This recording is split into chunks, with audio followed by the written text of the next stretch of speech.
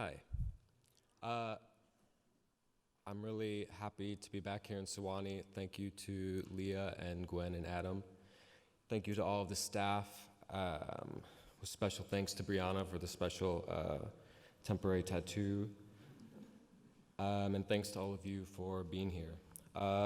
My new book is a story collection. There are 13 stories, and every story in the book is set in a different parallel universe, United States. So I'm just going to be reading from the opening of a story called The Transition. Of course, his family had heard of the operation, knew not only that such a thing was possible, but that there were actually people doing it. And although his family was conservative, his family wasn't radical by any means. In fact, his family was really quite moderate, so much so that during elections in which the conservative candidate seemed especially intolerant or corrupt or feeble-minded, his family was occasionally even known to vote for the liberal alternative. And although his family was religious, his family certainly wasn't the type to speak of issues in terms of good and evil, and for instance, had no qualms about nudity in the media, and sometimes drank to excess, and wasn't opposed to gambling, and believed in evolution.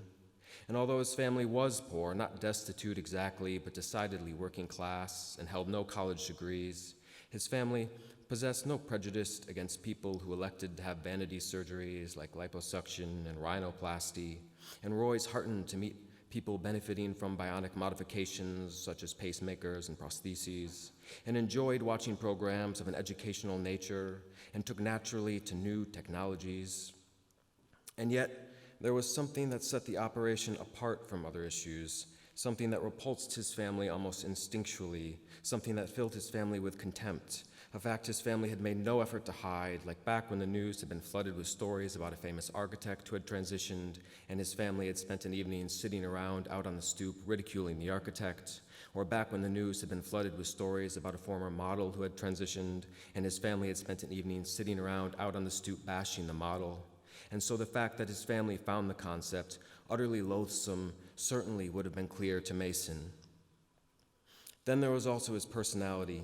He was profoundly reserved, he rarely smiled, he seldom laughed, he spoke clearly without any animation. Although he often complained, he never became angry, he never seemed gloomy, he never appeared excited. He must have cried occasionally as a child, but no incidents came to mind specifically, and regardless, he certainly hadn't cried in the presence of his family since. He never showed signs of feeling powerful emotions. So, considering that he was showing signs as he sat there at the table, that his hands were trembling, that his voice was shaking, that he was so nervous that the feeling was actually affecting him physically, and that he really wasn't in the habit of joking about this type of thing, or quite honestly, joking about anything, there seemed to be no doubt that he was serious when he interrupted a moment of silence to announce, or rather confess, that he was planning to have his mind converted to digital data and transferred from his body to a computer server. Mason's father, who was wearing his favorite apron with a cartoon pelican across the chest and the maroon stain just beneath the pockets, gaped at him from the counter in the kitchen, frozen there in the midst of dipping a silicone spatula into a container of the latest batch of his secret sauce. Mason's brothers, who planned to drive the motorboat down to Parkland at dusk to go shrimping on the Gulf, were reclined around the table in athletic jerseys and camouflage cutoffs, squinting at him with expressions of confusion. Mason's mother had come in from the backyard when she had heard him arrive, wearing the straw hat and baggy caftan that she'd been sunning in, and she felt such a jolt of panic when he said what he said that she had to set her icy down onto the nearest surface, the stove, or else she surely would have dropped the bottle onto the floor. Mason stared at the table and then, as if suddenly daring to hope that the idea might be met with no resistance, looked up and blurted, "We'll still be able to talk or whatever." His mother crossed the kitchen toward the table, feeling past the counter with her hands, her eyes never leaving him. He must have been coming from a shift at the supermarket. His uniform was rumpled. His name tag was askew. He'd always been scrawny, but recently he seemed especially frail. His eyebrows were so light in color that he didn't seem to have eyebrows at all, which had caused him untold trouble on the playground as a child. He had watery eyes, a delicate nose, thin lips, and a weak chin. He looked like the type of person who'd probably have a milk allergy. She couldn't explain what that was supposed to mean exactly. A neighbor had said it about him once, though, and as soon as she'd heard it, she'd known it was true. She loved his face. As she slid into a chair at the table, she had to resist an urge to reach over and cup his jaw in her palms. The thought of losing him was terrifying. I mean, I'll be able to chat whenever you want. I'll be online literally all of the time, Mason said, gaze falling back to the table. His mother turned toward the counter, searching for some indication of how his father was reacting to the announcement. The heat from the sun was already leaving her skin, and the sensation seemed almost like a manifestation of her fear, as if the emotion were sapping the warmth from her skin as the feeling spread. She had been relaxing in a canvas lawn chair all morning, sipping from that bottle of iced tea, watching with amusement as sparrows hopped along the branches of the tree, basking in the occasional gust of wind that rushed across the backyard, letting loose tremendous yawns, stretching her limbs out, rubbing her eyes with the heels of her hands, scratching her belly periodically when the urge struck, savoring the tart aroma of the charcoal burning in the grill, enjoyably conscious of being dressed in a bright kaftan and floppy hat. Coming in from that realm of bodily pleasure to be confronted with somebody who wanted to leave all of that behind was intensely jarring. She didn't understand what he could be thinking. Over by the counter, his father set down the spatula. You do realize that not having a body would mean not having a body, his father said. Yes. As in never again, his father said. Yes. What the hell is wrong with your head, his father said. His father swore only when he was deeply afraid, which told his mother that she wasn't the only one taking the announcement seriously. Despite how grave the situation was, however, his father apparently really did need to check on the grill before the ribs burned. Scowling, with the hem of his apron flapping at his shins with every step, his father marched out the door into the backyard. Mason, who had been staring intently at his knuckles during that brief exchange with his father, glanced back up again. His cheeks were flushed. Sweat pitted his shirt. His mother suddenly felt sure that this discussion, albeit awkward, would be easily resolved. Years from now, his family was going to look back on this moment and laugh about his mistake, like how the family still joked about the time that one of his brothers had considered quitting his job in order to sell dietary supplements for a company from door to door until the family had explained to him that the operation was obviously a scam, or how the family still joked about the time that one of his brothers considered starting a jazz group until the family had explained to him that yes, he might love the drums, but honestly he had no rhythm and he didn't belong anywhere near a stage. Certainty spread through her, and a bit of pride that she had been the one to realize that this was all a misunderstanding. She felt so relieved that she had to suppress a grin. You're just not thinking, she announced. About what? Mason said. I don't know what put the idea in your head, but you're not like those other people doing it. There's too much you'd miss about having a body, she said. She could tell from his stare that she hadn't yet convinced him, and she folded her hands together, searching for an example. Like dancing, she exclaimed. I hate dancing, Mason said. Oh, you do not, she said, and then she fell silent because she knew, of course, that he did. Until now, his brothers had been sitting back, observing the scene, picking their teeth, biting their nails, but his brothers finally exploded. What the heck, bro? Where did this even come from? How could you actually want something that messed up done? Our own flesh and blood? His oldest brother leaned in. You'd even give up sex, his oldest brother said. Mason didn't reply, just gazed at the centerpiece, a vase of wildflowers. What about sex, his oldest brother demanded. Mason gave a faint shrug. More trouble than it's worth, Mason said. She had never seen his brothers look so offended. His oldest brother sat back, knitting his fingers behind his head with his elbows thrown wide in a posture of dismissal, and sneered, Well, who cares if you want it done? You'll never have enough money to pay for it. I already do, Mason said. And I'll end there. Thanks.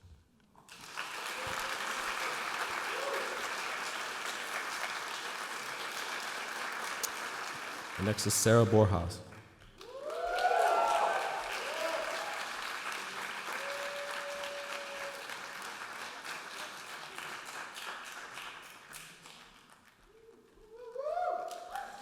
Hi.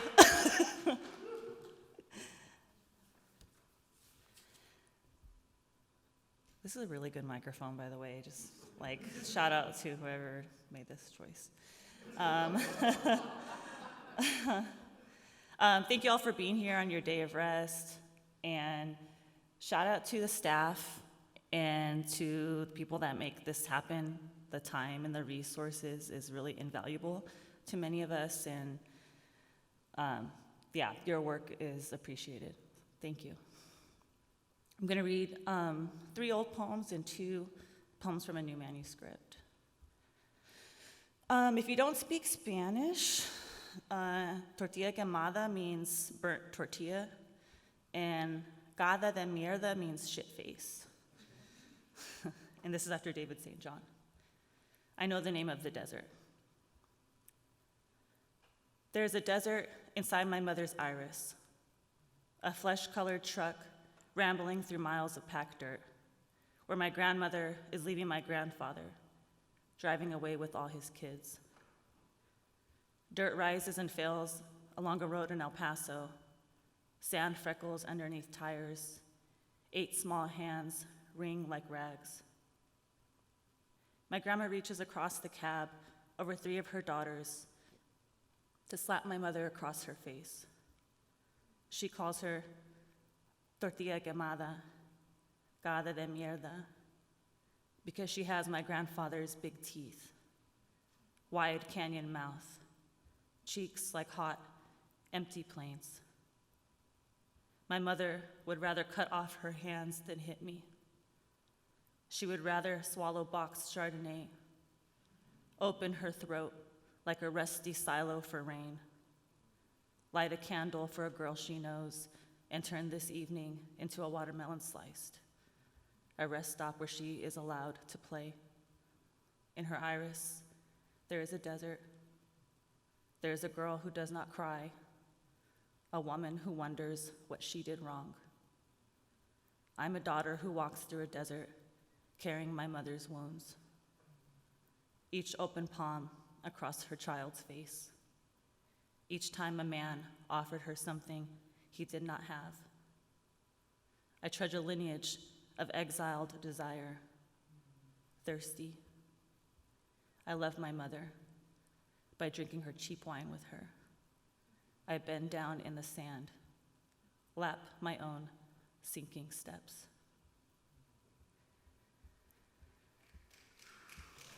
Thank you. This poem is titled After a Line by Eduardo Corral, and this is dedicated to you. A heart can be broken only once, like a window. I miss the kind of love they sing about in oldie songs, but I don't ask for it anymore. My palms are turned down against gusts, taking themselves away. I listen to wild parrots while I run between sycamores in the park. I walk around uncomfortable in my jeans and wonder if the holes are something I've made. I think about some things, so I don't think about other things. Pizza, poetry, Neosporin. I eat my fried eggs out of a bowl shaped like a man's hands. The thin gold rings on his fingers are mine. I have myself to remind me of love, and that's all. I tie tiny triangles of glass to string I wear around my neck, and some say it's pretty. When my mother doesn't recognize the jewelry adorning me, hoping, she asks if it's new. And even though I am Mexican, feel deeply and joke dark, God still owes me a drink for every time the woman I should be has died. I no longer mean it when I say please. Sometimes words belong between certain people and neither one is you. Sometimes people are just lines in a song. Today, I feel like telling jokes instead of pretending to write pretty music, and I'm angry with the word should. I think about words so I don't think about loss or all the feathers left on my porch. I want to open the front door and see a clean bird waiting for me on the doormat like I'm Snow White, even if it has rusted forks for wings. I once heard that the world breaks everyone, that afterwards, many are stronger at the broken places. I wish a whole woman would wake up inside of me.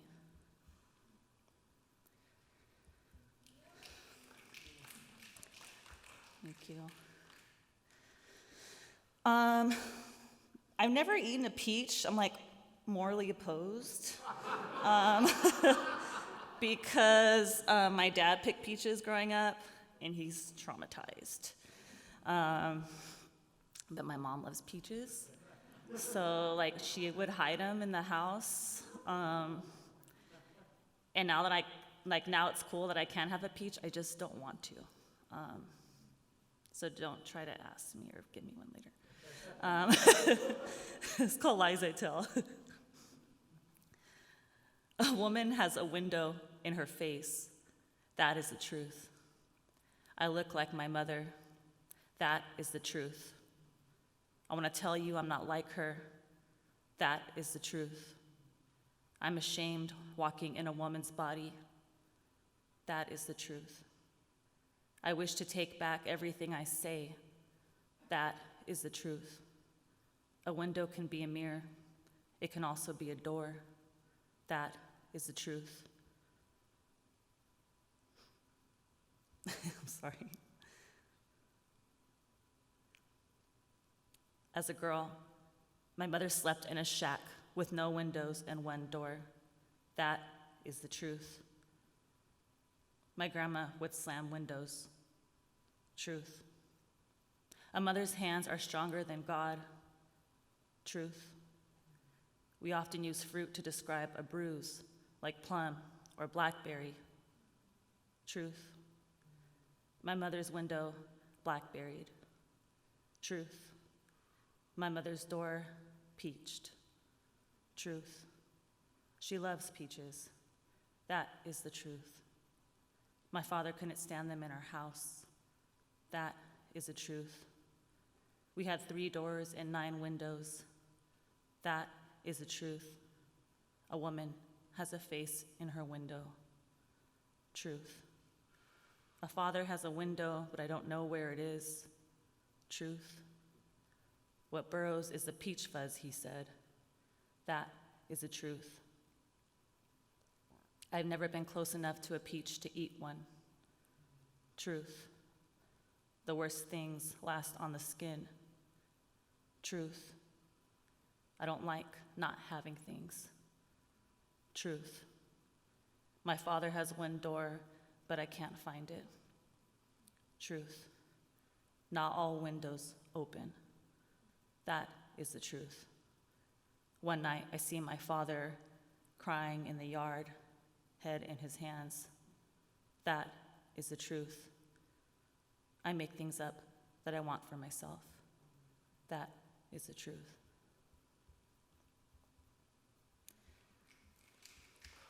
Thank you. And these 2 poems are drafts I'm working on. This one's called Complicit Poem. I want to write a poem that is not complicit, but my anger, this page, published, exonerates the English department that employs me. I take the money, the job with no power. I write to get free. But then the guests who think they are white read this, teary-eyed, and feel unimplicated in the bizarre shadow of their pity, or what could have been compassion. What is the future? My anticipation of harm keeps me distracted by the white gaze. My family worked as farm workers. They beat each other out of pain. Would you regard that acknowledgement as redeeming, or exactly what you thought? A shame, beautiful, art. They could not read or write, only spell their children's names. I say this in poems so I remember. Sometimes I'm scared my vulnerability makes me responsible for what people do with us. What does your imagination look like?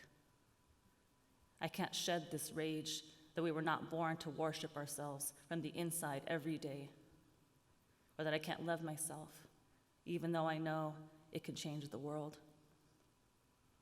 When was the last time you gave up a cup of coffee or a glass of wine so a family like my family could rest or not die from pesticides? My friend Belasia said yesterday, when I write, I'm going back to the part of me that didn't do better.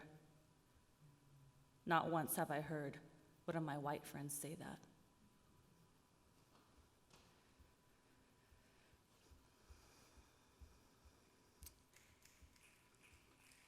Yeah, do what feels right. Do what feels right. You know, it's always like, oh shit, do we snap? I don't know, just do what feels right. This is my last poem, and then we're gonna hear from Sara Domet. I think it's a series I'm working on, I'm not sure. This is the first one, it's called I'm So White. I'm so white, I got straight A's, chose French class over Spanish. When I finally took Spanish, I got all the homework wrong because my mom said the teacher's Spanish was all messed up. I was so white, I hated tacos. I was so white, I hated beans. I was so white, I thought I was dirty. I was so white, I stopped playing softball so I wouldn't get dark in the summer. I was so white, I called my friend Carlos because he was dark as fuck. I'm so white, I don't think it's a big deal. I'm so white, I conflate being Latinx with being black. I'm so white, I never give props to black people for the oldies that make me feel like myself. I was so white, I was afraid of the dark. I'm so white, I'm still afraid of the dark. I'm so white, I'm afraid of people, like any people. I'm so white, I'm afraid of even poor white people. I'm so white, I'm staring at a lake right now, writing a poem. I'm so white, I'm wearing a cardigan with pearls on it. I'm so white, I only ever dated white boys in my teens. I'm so white, I never thought about why I only ever dated white boys in my teens. I'm so white, I was thankful my white boyfriends cried for black people and migrants in cages. I'm so white, I like to read poems about black people and migrants in cages. I'm so white, I'm super angry right now. I'm so white, I'm angry at white people. I'm so white, I'm not even exhausted yet. I'm so white, you should listen to this one podcast. I'm so white, my syllabus is the same every year, but I'll never get fired. I'll get tenure. I'm so white, I say racist shit about white women not winning the Pulitzer or being eclipsed by poets of color and cry in my beautiful home and use my book contracts to wipe my tears. I'm so white, I'm really uncomfortable right now. I'm so white, I think my discomfort might be suffering. I'm so white, actually, I am suffering. I'm so white, I'm an individual. I'm so white, I want to know I can help, but know that I'm asking as an individual. I'm so white, we gotta do better, I say. I'm so white, I'm having an identity crisis right now. I'm so white, I don't know where I came from, but I could look it up. I'm so white, when people tell me to go back, I say to where? I'm from here, and forget research exists. I'm so white, like now, more than ever. I'm so white, I say people voted for Trump based on economic issues. I'm so white, I defend white people I never met and will never meet and will never know. I'm so white, I stand up for poor white people over black, Latinx, AAPI, or indigenous, or any other people who are also poor, but maybe who are not people. I'm so white, I'm crying in this meeting. I'm so white, I'm crying in this meeting. I'm so white, I'm crying in this meeting next to this beautiful lake. I'm so white, only my friends of color can console me. I'm so white, I look to nature so I'm not distracted by what's going on. I'm so white, did you know my daughter is in college and very political? I'm so white, I'm relieved to be at this artist residency so I can take up the work at hand. I'm so white, I see trees and think about dignity, and I think I deserve to think about trees. Thank you. Thank you. Sara Domet.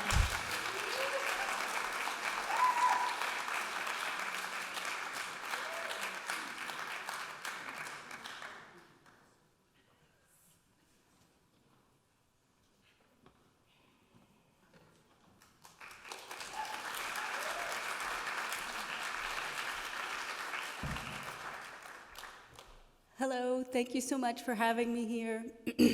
I was at Sewanee in 2014 with a manuscript and a dream. I met an agent here who became my agent, and it really was just a life-changing experience. So thank you so much for having me back, and I want to say a special thank you to Leah for all that you've done to change the conference, all for the better in the years since I've been gone. I wanted to read kind of a full circle moment from the Guinevere's that I did workshop while I was here.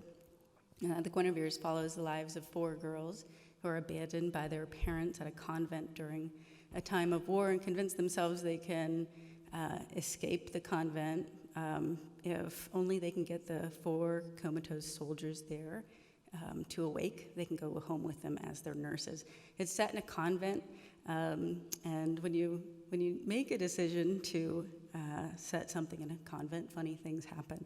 I went to high school, or kindergarten through high school in Catholic settings, and you start really interrogating and investigating some of your stories that you were raised with.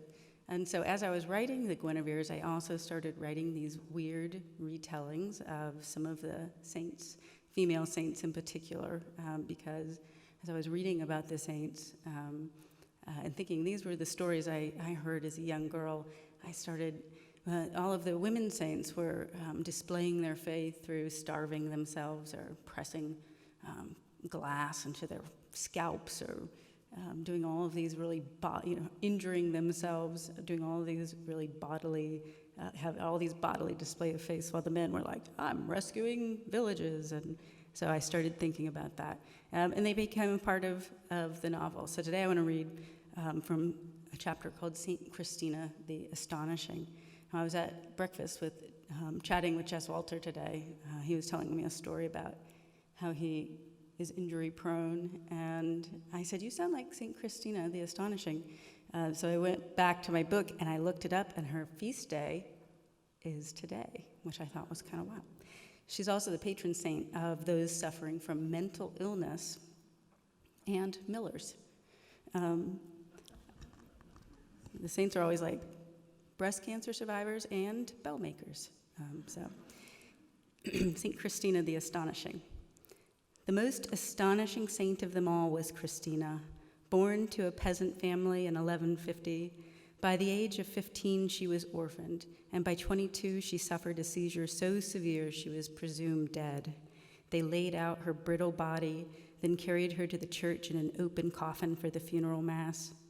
The church was full of mourners, including her sisters, who wept out of pity for Christina and for themselves. Christina, along with both their parents, had passed to the hereafter only a few years after each other, and the sisters had the crushing feeling they were next. The other townfolk wept too. Christina may have been a peculiar kind of girl, but she came from good Christian stock, and as with any death, they were reminded of the ephemeral nature of the human condition. They gazed at the gray, pale Christina, wandering about their own fates. And then, as the priest uttered the Agnus Dei, Christina sat up in her coffin, looked around with wild animal eyes, then levitated up to the rafters where she stayed until the last of the townfolk had fled, their throats raw from screaming. Please come down from there, the priest beckoned, enticing her with a morsel of food, a spot of water. He clutched holy water beneath his sleeve. She obeyed the priest, grabbed the water chalice with 2 fists, and took hungry gulps. I could not stand the smell of sinful human flesh, she said, explaining herself. I had to go up there to escape it, she said. Christina told the priest she hadn't been dead, not at all. Instead, she'd been to hell, where she recognized several folks, then purgatory, where she recognized even more, and then finally to heaven, where she was told she must return to do penance for the sinful, for those stuck below and beyond. You shall endure torments, but you shall die from none of these acts, a white-winged angel had told her. My life will be so extraordinary that nothing like it will have ever be seen, she told the priest, who first checked her forehead for fever and then checked his own. From this point, Christina found herself fearless, boundless. She crawled into blazing ovens, fire licking her skin, but suffered not a single burn. During the coldest winter months, she'd dash into the river, letting it carry her downstream to the mill, where the wheel whirled around her, scraping her numb, purple-mottled skin. She'd climb trees and perch there in storms, even as the wind lashed her and rain pricked her face. Christina allowed vicious dogs to lay chase to her, would wrestle them into thorny bushes, and she'd receive not a scar. Yet she could smell it on them, on others, the scent of sin, spoiled like meat, sickly sweet, like stagnant water, like decaying wood, like waste. She couldn't stand to be indoors where the smell assaulted her senses, so she slept on rocks and begged for food. And when she couldn't find enough, the heavenly host provided. During those times, she could feel her breasts grow heavy, and she'd find a quiet corner, and she'd suckle herself, drinking the sweetest, freshest milk she'd ever tasted. Her hair grew wild like a peacock's tail, yet her skin stayed milky white. From time to time, her sisters, weary of Christina's odd behaviors, of the reports from town that she was again swinging from branches of the tallest tree or rolling through the streets like a human barrel, would chain Christina to her bed. Yet she always found a way to break free, and when she'd did, she'd run to the forest, whooping the entire way, like the call of a bird returning to its nest. Only there, only in the quiet of the forest, the light peeking through the canopy of trees, could she find calm. The shrubs didn't judge her when she broke into gallops or hit herself over her head with a fallen branch. The animals didn't stop to stare when she'd cry out wildly to the heavens, "More, more!" or when she'd bound from tree to tree, swinging her arms like a monkey. Sometimes she felt so much, so deeply, and these outbursts were her only relief, like her skin would explode from the heat of her passions. Other times, Christina felt nothing at all, the even velvet numbness of intoxication. There in the forest, she'd walk barefooted, admiring the texture of barks, the shape of roots running in and out of the ground like snakes, the mushroom caps that resembled little huts. She didn't want to return to town, but she knew she must. Her sisters would worry, and she meant them no harm. At these times, she'd grow quiet, levitate in the sky, and hang there like a cloud or like a white bird mid-flight. She didn't know what to do with the powers she'd been given.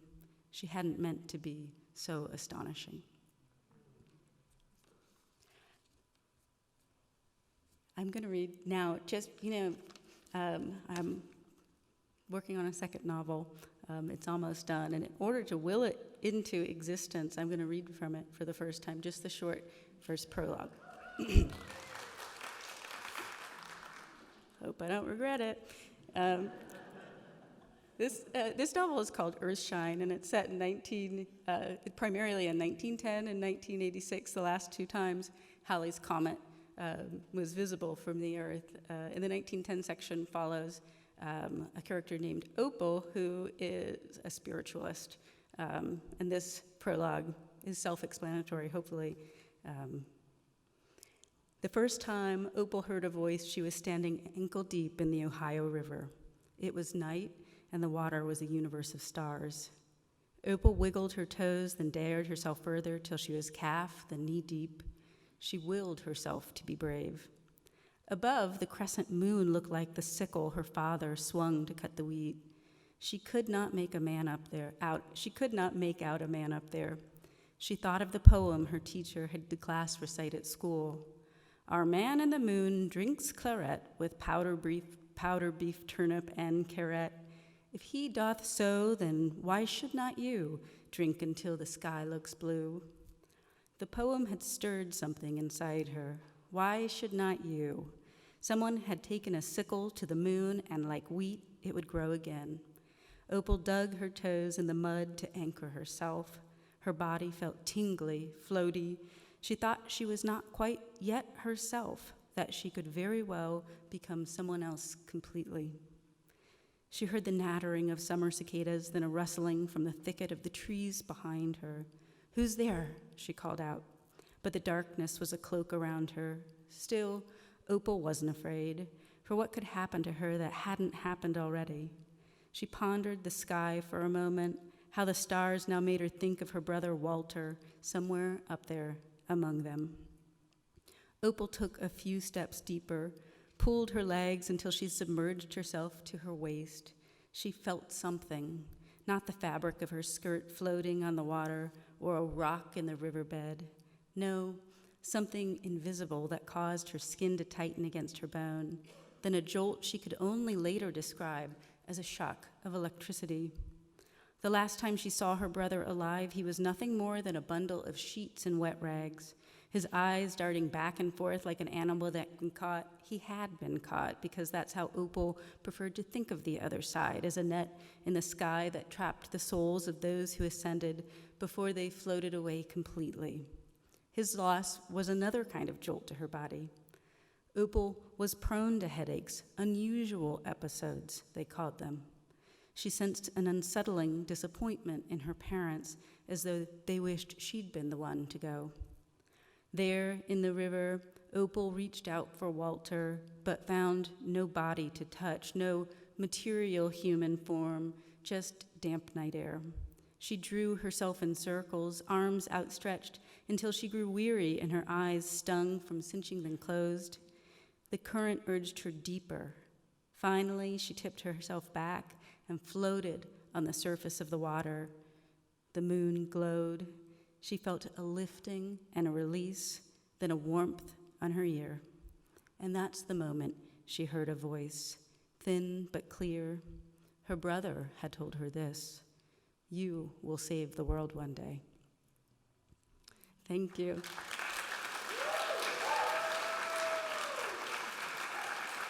Wesley Rothman.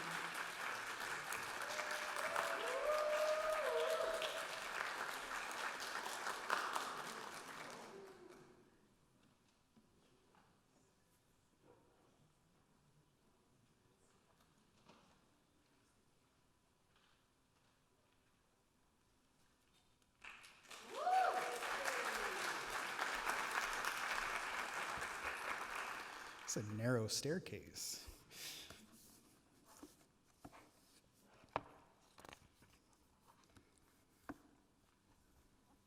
Exodus still.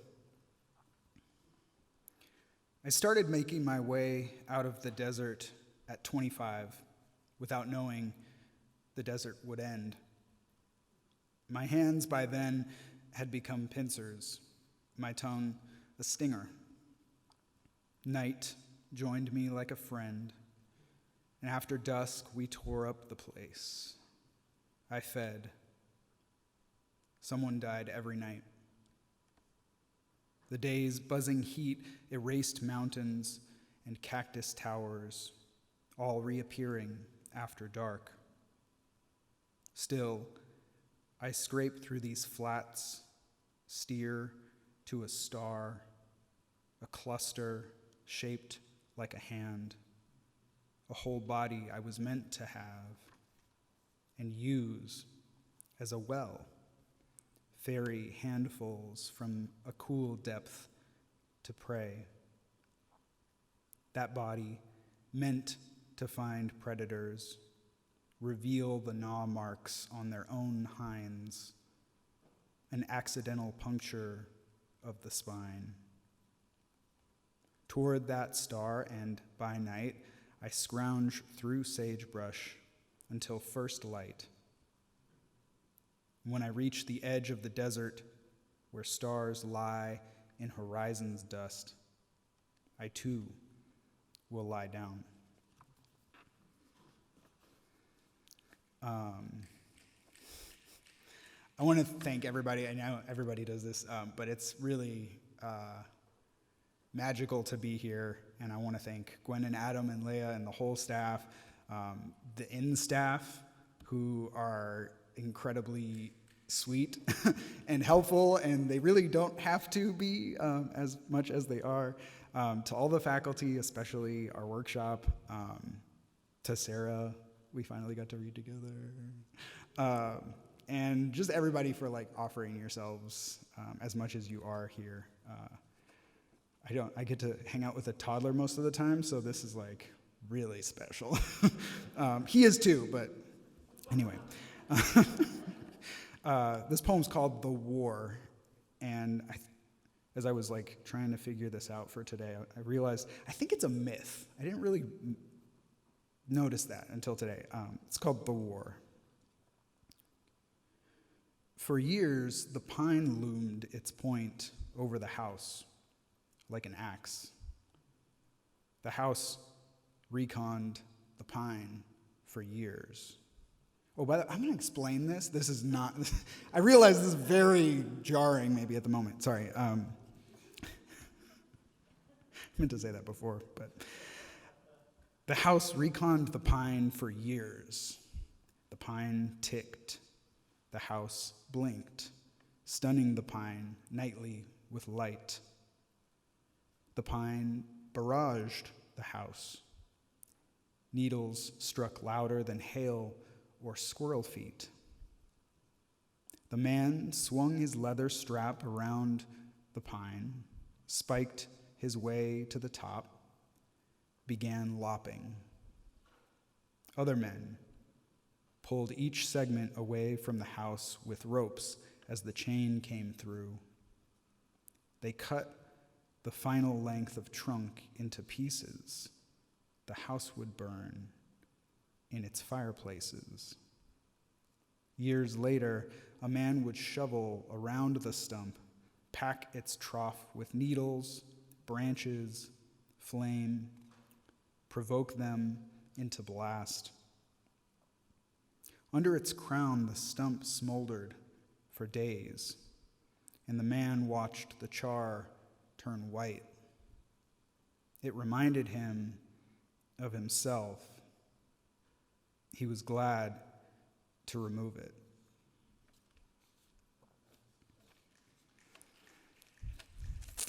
A few years ago, I came across an artwork, a different one, by this artist by the name of Philip Lindsay Mason, who I'd never heard of before, and I was like, "Ooh, this is cool."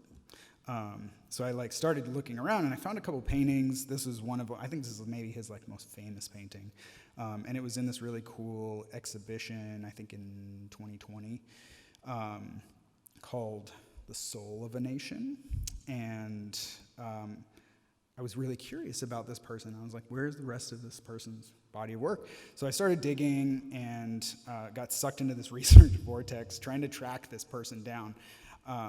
And I learned that he was active in the late 60s.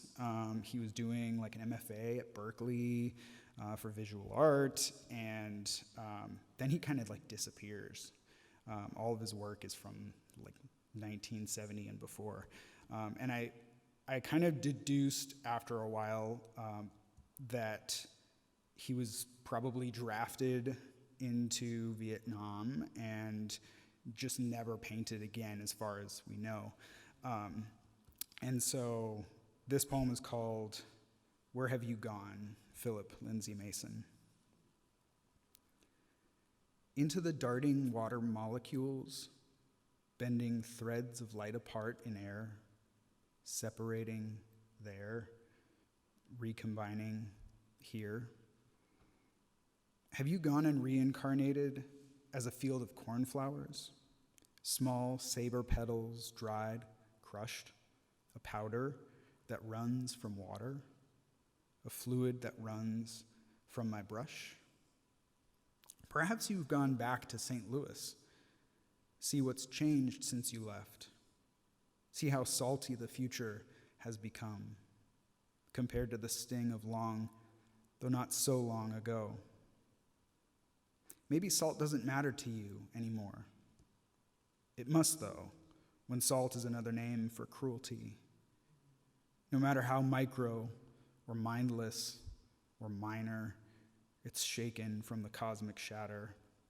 another name for one person with one body. Maybe you haven't gone anywhere. You are where you've been for decades, eating familiar meals, painting the walls of a home without a brush. Perhaps you grew ill, unable to recover despite modern medicine. I wonder where you are stuck, as if you can only be in one place. Binary cleaves our brains. Either you want to be found or you do not. Either you want to spread as blue pigment or you want to be the most elusive. You are cyan everywhere at once, everywhere escaping, on the eyelids of thousands, riding the Horsehead Nebula, flooding shallows all over our globe in the veins, rushing in the after-twilight sky of my recurring dream, and you burst, goldenrod, from sharp green stalks. Thanks. And this is the last. The title's in German. It's Große Wallenlagen, which means large ramparts. And it's the name of this like semicircle park that borders the city of Hamburg. And then in Hamburg, there's this place called Binnen. This is all in the poem. There's a place in the city. It's an artificial lake called Binnenalster, and there's these like clusters of swans that live there, and they're like a tourist attraction. So, and the thing that this maybe will be in one day is kind of like I think it's kind of like a love reflection. It's not really a love poem. It's a love reflection for James Baldwin. Große Wallenlagen. Lilies weigh the water in its pond. It must pause after tumbling the sculpted steps. Water is within our control, think avant-garde architects, or they build in supplication. In April, the concrete edges, sharpened, delusional, lie silent for the water, slathering its language over their faces.